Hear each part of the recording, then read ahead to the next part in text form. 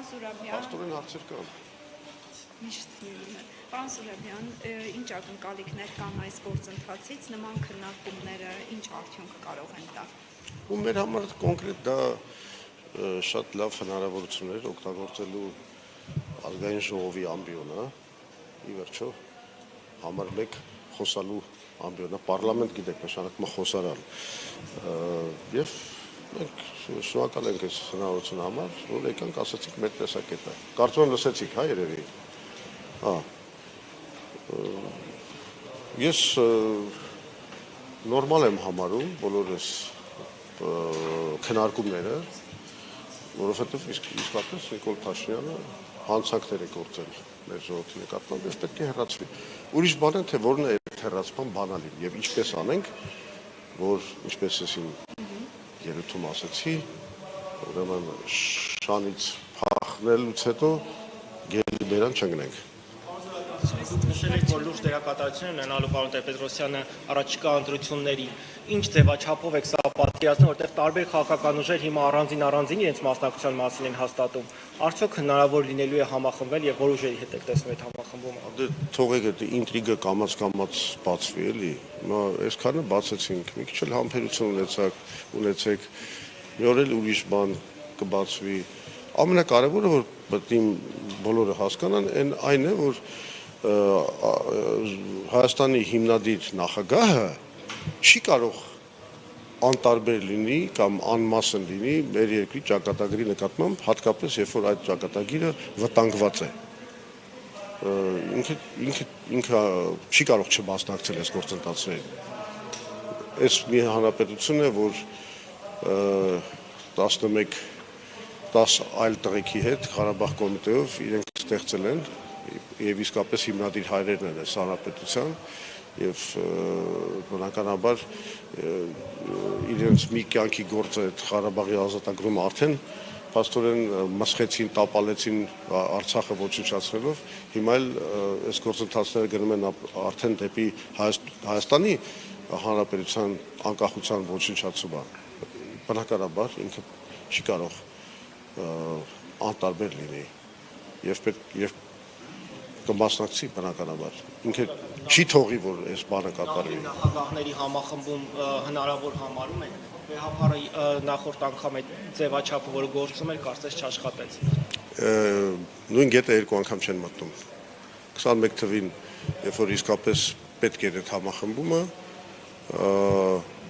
Տեր-Պետրոսյանը այդ առաջարկը արեց, բայց դա չկայացավ, գիտեք։ Հիմա կարծում եմ պետք է փնտրել նոր լուծումներ։ Էլի իհարկե պետք է լինի լավ համախմբում քաղաքական ուժերի, հեղինակավոր անհատների, սա պիտի դառնա իսկապես համաժողովրդական շարժում, որովհետև մինչև երկրում մթնոլորտը չփոխվի, ոչ մի բան հնարավոր չի անել։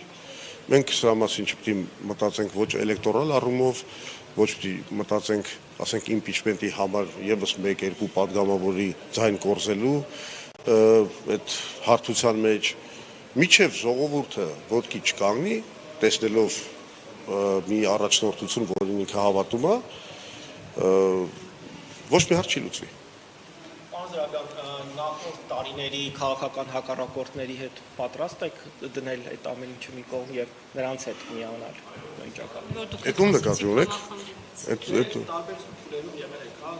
իշխանություն, իրենք ընդդիմություն, հետո դուք ընդդիմություն, իրենք իշխանություն։ Ես ասեմ, մենք շատ բան կարող ենք մի կողմ դնել եւ նախկին ինչ որ տարաձայնություններ եւ գաղափարախոսական անգամ տարաձայնություններ, բայց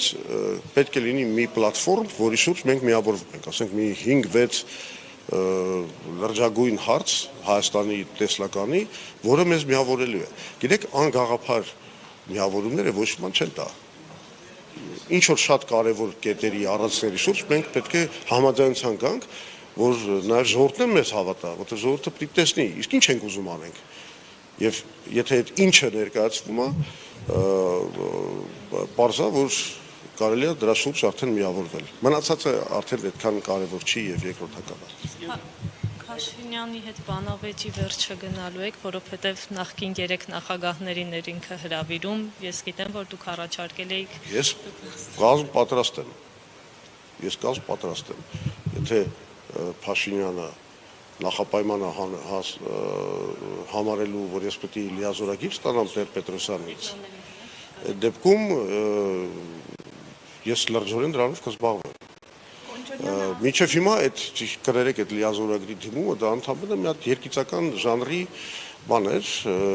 ձեռառնոցի էր կոպիտ ասած, ծաղր Փաշինյանի այդ հիստերիկ մեյլերի այդ բաների Facebook-յան գրառումների նկատմամբ։ Այդ մարդը ամեն անգամ, երբ որ խոսքը գնում է 2019 թվականի պլանի բացահայտման մասին, ընկնում է հիստերիկայի մեջ եւ փորձում է այդ խոսակցությունը շեղի նրանով, որ իր հետ պետք է անպայման գան, չգիտեմ, նախագահները բանավիճեն։ Այլ դու այդ հարցը լուծի մի հատ 2019 թվականի պլանը բացահայտի։ Ինչ կա այդտեղ։ Ասում են Տեր-Պետրոսյանը սենց է արտահայտվել, Քոչարյանը նենց է արտահայտվել, Նիկոլը ում է այդ հետարքրում, թե ոնց է ամեն մի նախագահ, ոնց է այդ ամեն ինչը մեկնաբանում։ Հրապարակի բոլոր պլանները մեր ժողովուրդը եւ խելք ունի եւ փորձագետներ կան, թողեք մեր հանրությունը ինքը իր դատը անի։ Քաղաքացիական պայմանագիր խմբակցության Բայց այդ մահա իրանց համար, իրանք չեն անի, մահա, վախենում են։ խմբակցության ասում է վախենում են դրա համար չեն գալիս։ Ինչից է վախենում։ Բանավեճի ասում է գիտենք, որ Ես էլ ասում եմ։ Պետրոսյանին կծեփի կներեք արտադրությանս համար։ Ես կծեփեմ Նիկոլ Փաշինյանին, ոչ թե անգամ Լևոն Տեր-Պետրոսյանին, ես կծեփեմ, որովհետև Նիկոլ Փաշինյանը ոչ Ղարաբաղյան խնդրի փաստաթղթերին է տիրապետում, կատարյալ 0, ոչ աշխարհակահական գործընթացների ներկայացումներին է տիրապետում, կատարյալ 0։ Այդ մարդուն ես կծեփեմ պատերին։ 5 րոպե չի դիմանա, ինձ հետ ինքը բանավեճի։ Հələ 5 րոպեն բանա հարցական, այնց մի քիչ զապաս տվեցի իրան, էլի մի քիչ ֆորա տվեցի։ Չեք խոսում։ Քպականները, որոնք ժամանակին մեծ երկրի պատմունի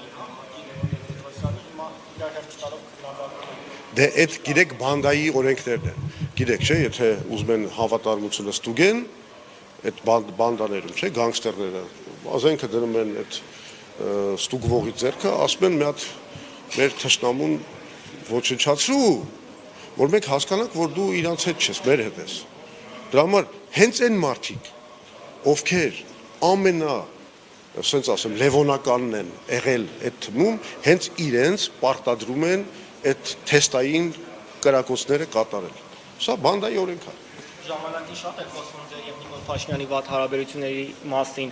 Գուցե պետք էր ավելի շուտ խոսում իմ ու Նիկոլ Փաշինյանի լավ հարաբերությունների ժամանակաշրջանի մասին։ Ժամանակին գուցե պետք էր լսել ձեզ եւ ավելի շուտ Նիկոլ Փաշինյանից հրաժարվել, որ այսօր հակին չկապեն Նիկոլ Փաշինյանի ասած։ Դե ասողին լսողա պետք է լինի։ Շնորհակալություն։